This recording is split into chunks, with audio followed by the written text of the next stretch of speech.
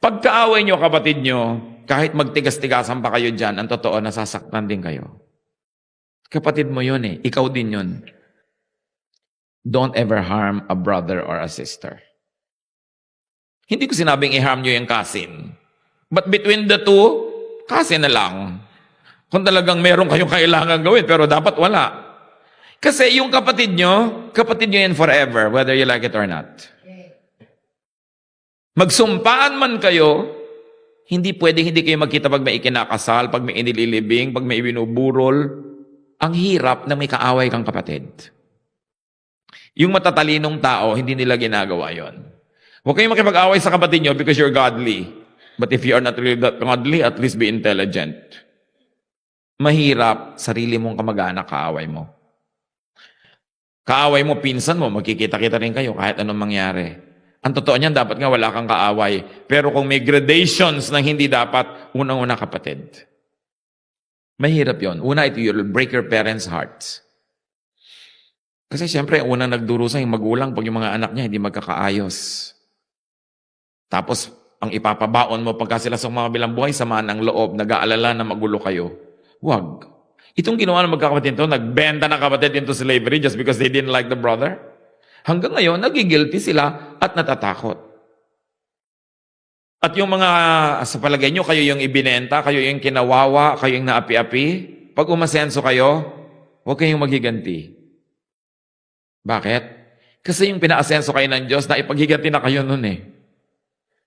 Doble higanti pag ginawa nyo, babawian na kayo ng Diyos niyan.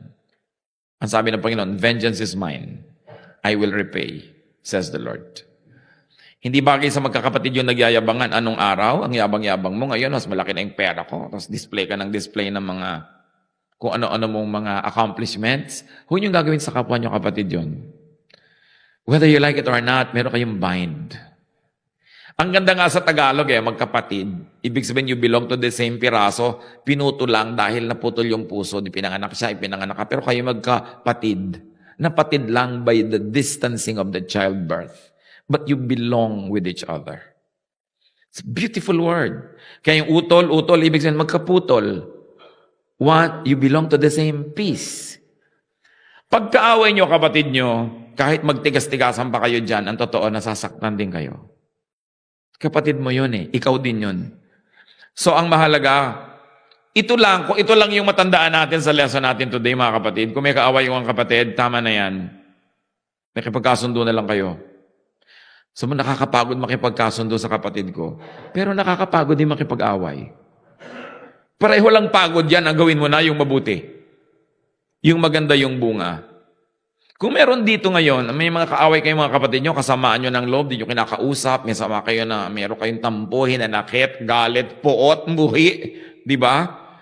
Kung ano-ano man yan, iwan nyo na dito yan. Yan ang gusto ng Panginoon, kaya ka din nila dito. Huwag yung nadinig nyo dito, sa lampas din doon. Paano ka pa nakinig? Kita nyo si Joseph hindi nagtanim. Kayang-kaya na niya eh. Governor siya, nagdatingan yung magkakapatid niya para bumili ng grain. Kaya niyang ipakulong lahat.